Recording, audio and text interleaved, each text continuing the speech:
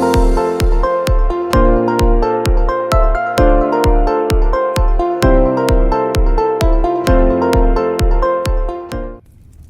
guys, welcome to Big Sister. Hope you all are having a wonderful day. Thank you so much to all the new subscribers of my channel. Thank you so much. I appreciate you guys. Thank you to those of you who's been here for some time. Those of you who comment, those of you who just listen. I appreciate you. I just ask you to like, share, subscribe if you like. I say if you've been coming and you've been listening and you've been enjoying it, consider subscribing.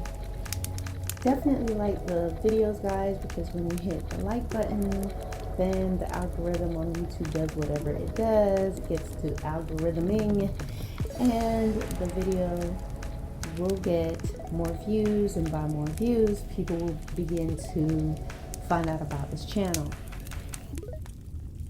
So with that said, guys, I want to get right into it and talk with you about people who have nothing to lose, and why you really have to be careful of those individuals. Now, you may be that person, so you will know exactly what I'm talking about. Maybe you were that person and you have outgrown it. And you may be a person who there's people or an individual that you're interested in, but you're noticing certain things about them and you're not sure what it is. Maybe this message, maybe this video is going to help you. So let's talk about it. People with nothing to lose often take greater risk. They're going to take a lot of risk at your expense because they have nothing to lose. Sometimes they're just reckless. They don't care about taking chances. They don't care about losing their freedom, while some are. And then there are others who they're so toxic and they're so malicious that even if there will be consequences to themselves, they don't care because they don't think much of themselves anyway. They may pretend to have a high self-esteem, and they may come and pretend and present themselves to you as if they're confident and as if they have healthy thinking, but deep down inside they don't have that.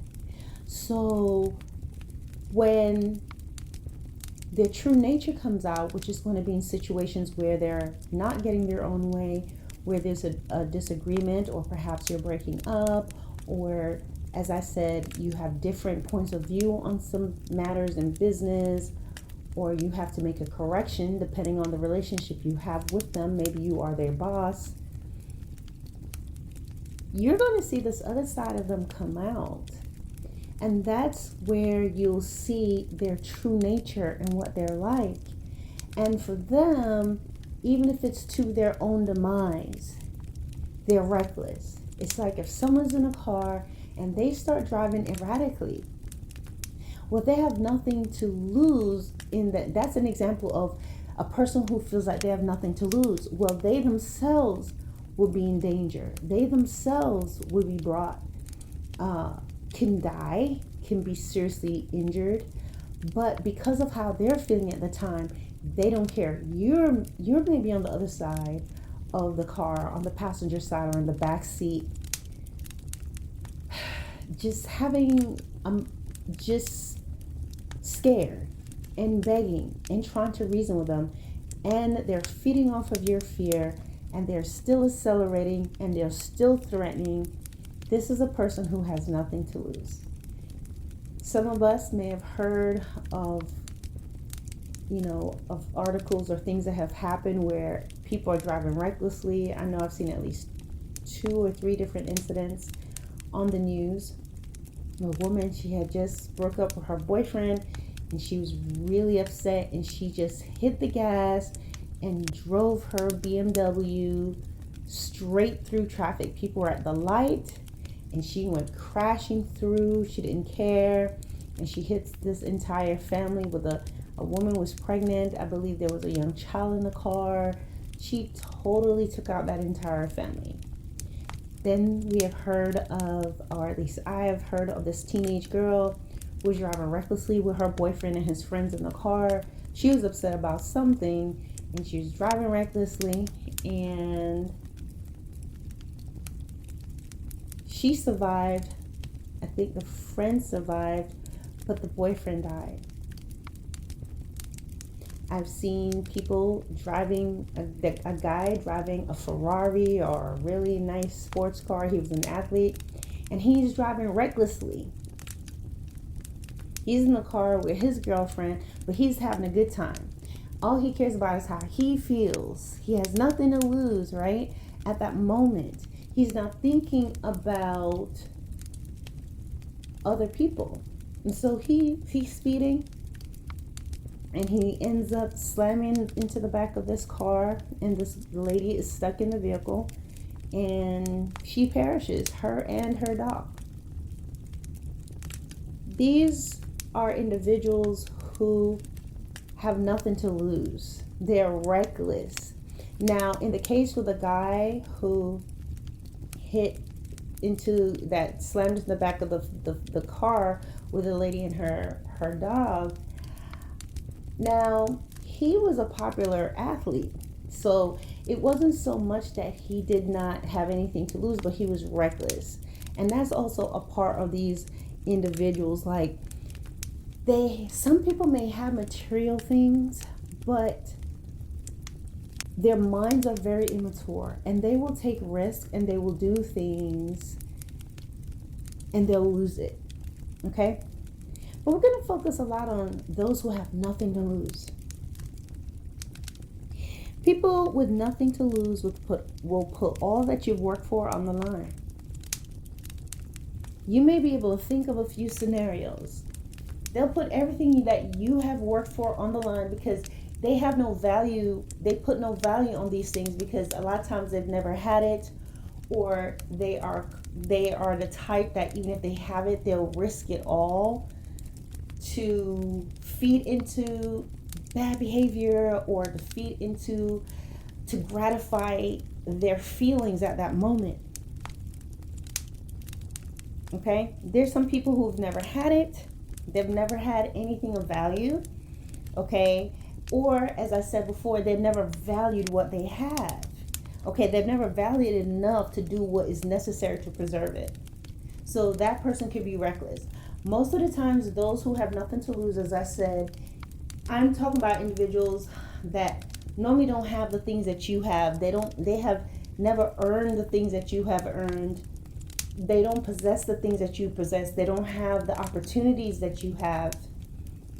And what they do is they somehow get a hold of you. And when they do that, if they're not able to get what they want, they will do whatever needs to be done to destroy it. But to keep it balanced, there are people who may be in such circles or who have earned and who have a lot of the same things that you do to some degree or another. But what it is, they're very careless. They're very irresponsible.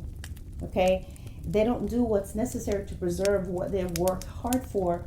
So because they have they lack discipline in their own lives, they will take risk in your life. Okay? People with nothing to lose feel very entitled to what you have because in their minds, you got it. In their minds, you've got it. Okay?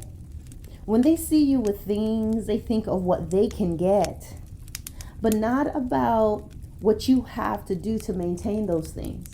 So when people see you with a nice car, some people, they'll be thinking of, oh, maybe they can get me a car.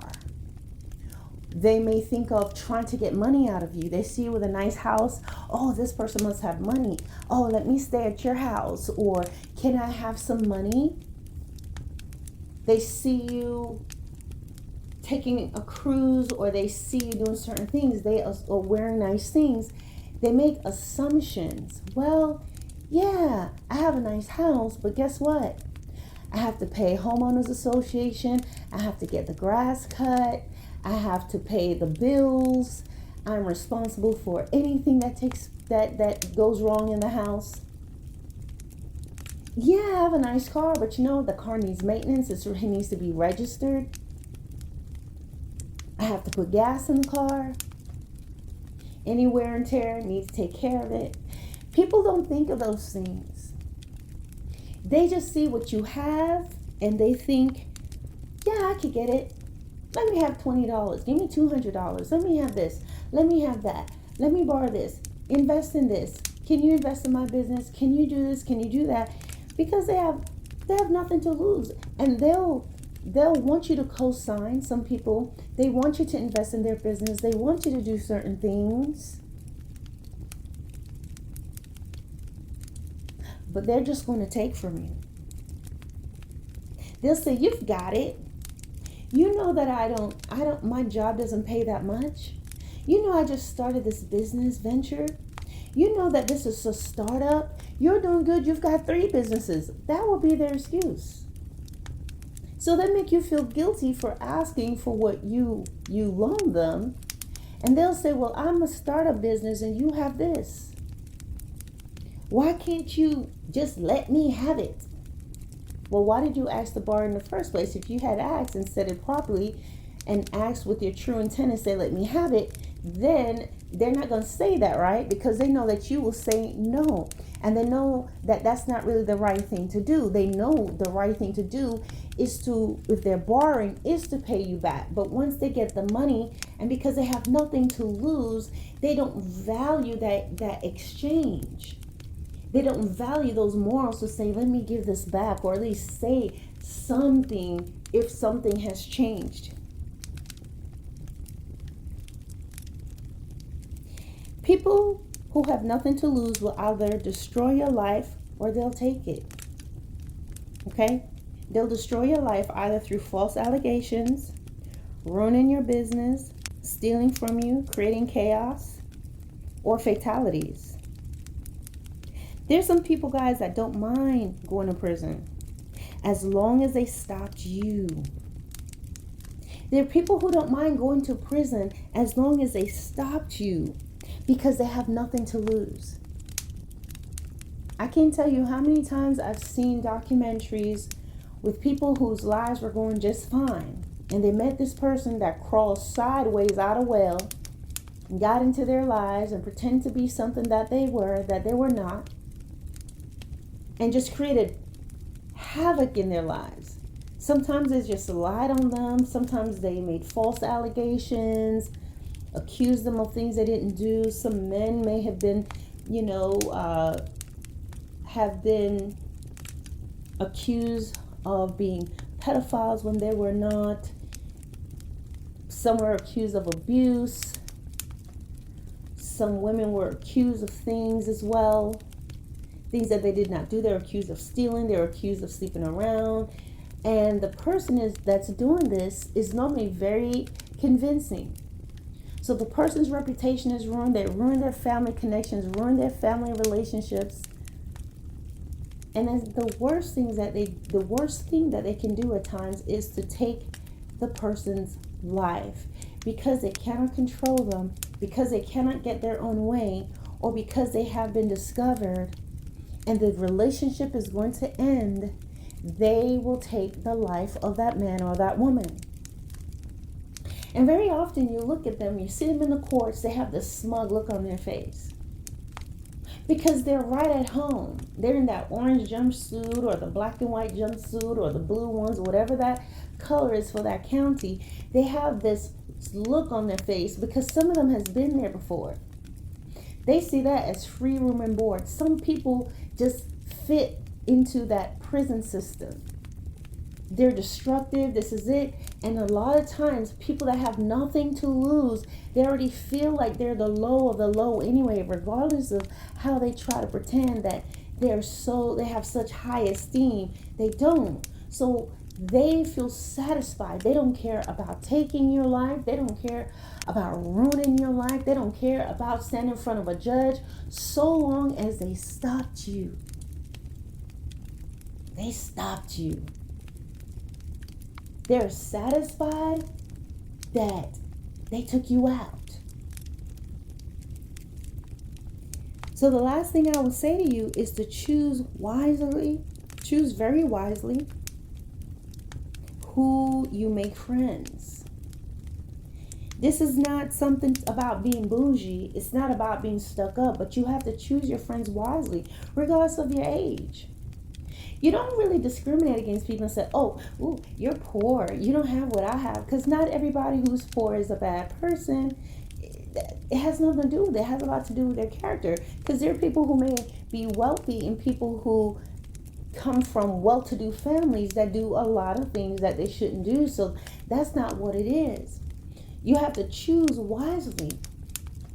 However, sometimes people who don't have as much as you do, and on top of that, if they have a chip on their shoulder, you're normally not going to be able to be friends with them without you feeling the pressure of always having to do for them, without you feeling guilty for having well-to-do parents or being middle class. They'll make you feel bad. They'll come to your home and they're going to feel bad. They'll ask you for things.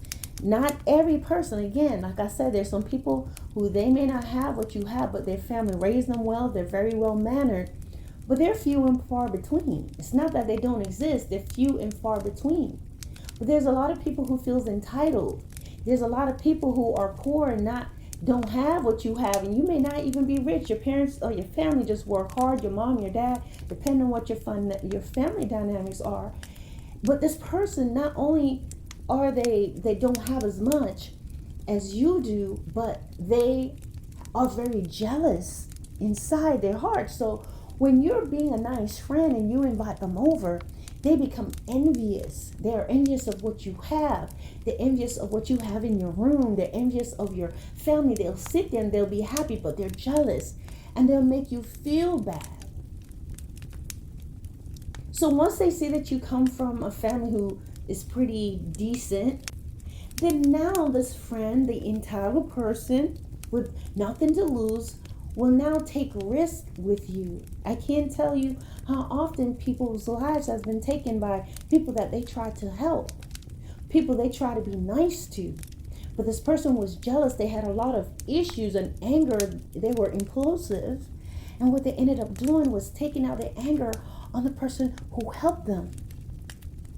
They may say, oh, I was drunk, I was high, I didn't know what I was doing. No.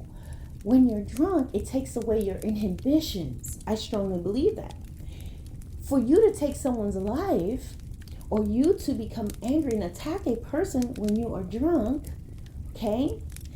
A lot of times these individuals, the reason why they do that is because they have this resentment that they were able to keep hidden. They know how to hide it, but when they are drunk or high, the inhibitions are taken away and the true self comes out. There are no barriers. There's no filters there. So whether you're a teenager or a young adult, be careful who you make your friends. Friends are few and far between. We can't go around calling everybody our friends. You know, when we were younger, that's my friend, that's my friend. Just because you laugh together and you have commonalities does not mean, that's all it really takes. A lot of us, when we were growing up, you laugh together, it's funny. But then as you get older, you realize there are some differences because it takes a lot more than just having things in common to be friends. Are you my friend? How do you handle things when we get into arguments or we have a disagreement? How are you when I need you? How do I behave when you need me? You see? And then there are friends who they don't even have to call each other all the time, but they're just close. They just have that connection. That can be a good friend too. Someone you don't talk every day on the phone, but that is your friend. Friend is not always someone that's always in your face all the time, but someone who that you know they're your friends. They're there for you. They've never hurt or harmed you, have been malicious towards you behind your back. And even if you've done some things to one another that you need maybe it wasn't the nicest thing to do, you can come together and discuss it and figure out why. And it's not repeated over and over again. But let me move on. You have to be careful who you make friends. We talked about that.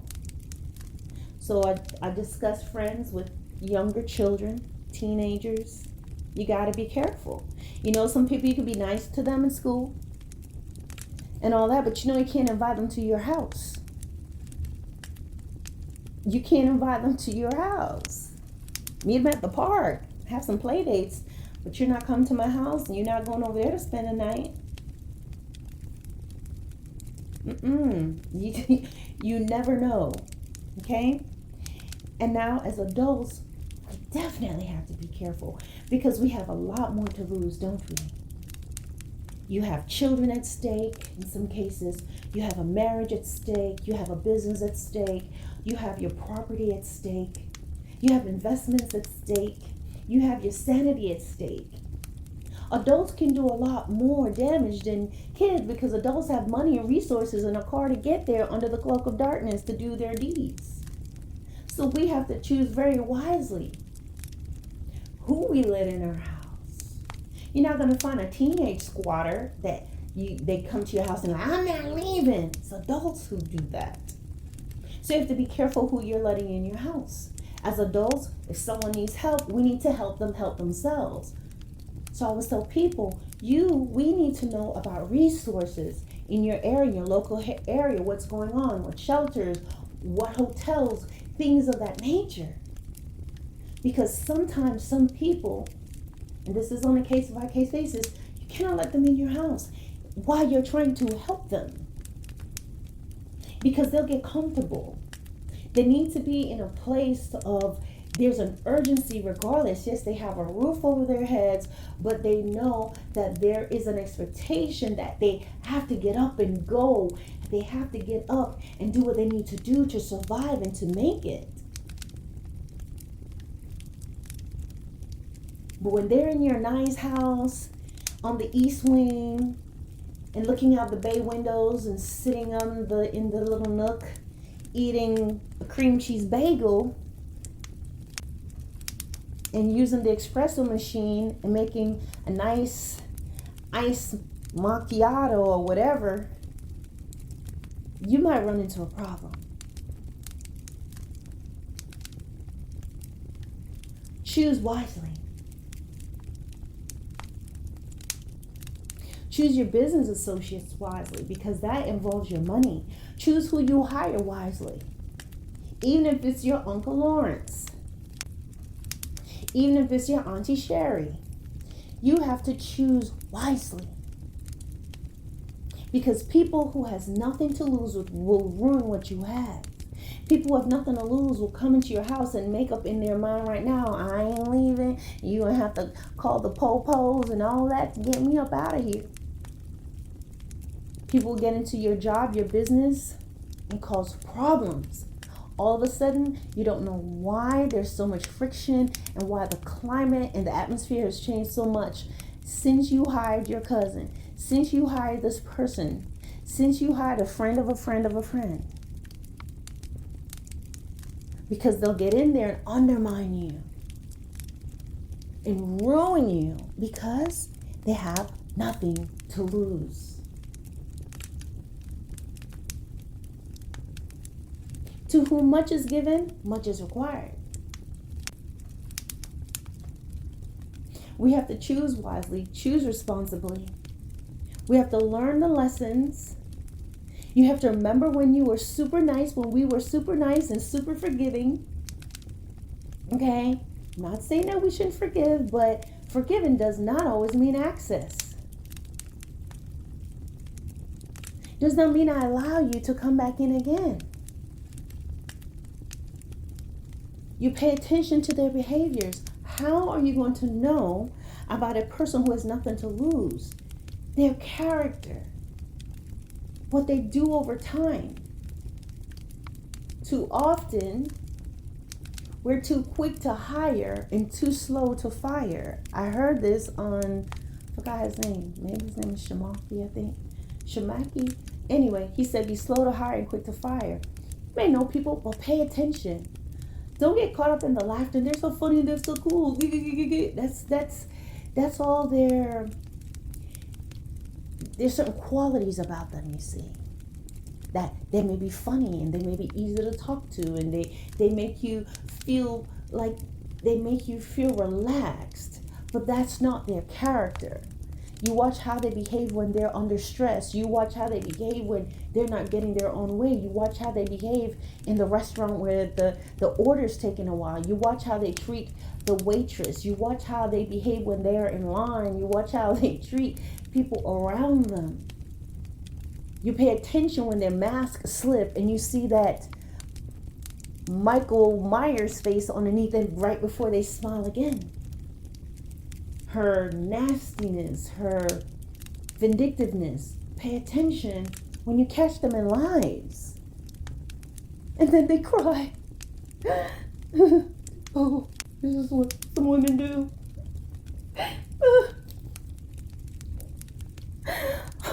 My teddy bear had no stuffing in it. My pencil broke when I was 6.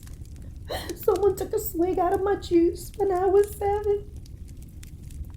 One of the shoes came off my feet when I tried to put it on. My sock had a hole in it. It's always an excuse. You know what? It works. Women can sit there and cry. They can't sit there and do that with another woman. But they'll sit there and cry with you, sir, when you catch her. When you catch her in that lie. But that is your moment to see her for who she is. It does not mean that you're a mean guy and you're a bitter guy, but you have to, that's your moment. You know that moment. You catch that person doing something they shouldn't do. It is absolutely wrong. I mean, you catch them red-handed in something and they will cry. The girls cry.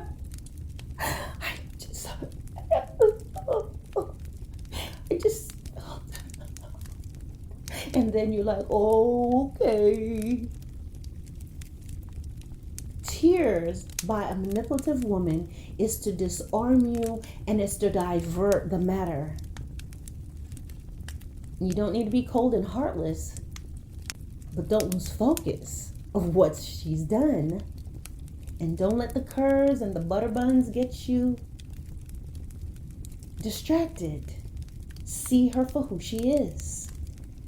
Ladies, when we discover the lies and we discover the deception, oftentimes we'll let ourselves get talked out of it because we want to hear something different. What do? Well, you better prove it to me. You better prove it. You better prove that you know what you said. You better prove it. It's been proven. He's a liar. He's a manipulator. So we choose our own misery, do we not? And we have to learn from that. But what happens a lot of times, they're distracted in different ways. They woo and dine and wine and all of those things. And a lot of times the people who are very manipulating, they will always work on the outside. They're always going to work on their beauty and their body, and they are going to make sure that their sex game is on point. They're always going to be in some way trying to be seductive and alluring, whether in speech, whether in their body, whether in physical intimacy, to keep your head spinning, because that stuff draws you in and it makes you're less likely to see through. It put blinders on you because it's just so delicious. You understand? But at the end of the day, when it's all said and done, they have nothing to lose.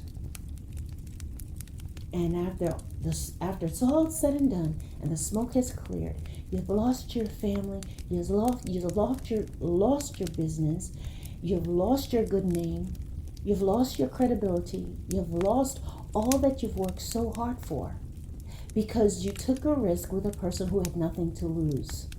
Look at their lives, look at what they have, look at what their assets may be even, really. I'm not saying everybody's money have to be great, but I'm not saying to look at their money because I know that sounds really crass, but you can tell, you can just look and tell certain things about that person. I'm not talking about those things we're talking about, what you bring to the table. I'm not talking about that conversation because you don't need to have that conversation. You only need to pay attention to the way they carry themselves and to what they're doing and how they behave socially and what their morals are. You need to listen more than you speak, and you're going to find out who they are. Then you won't let them in your life where they pop up like a mole causing chaos in your life. and even fatalities. Because people with nothing to lose don't care. Does that make sense? Alright guys, don't forget to like, share, and subscribe, and thank you for watching. Peace.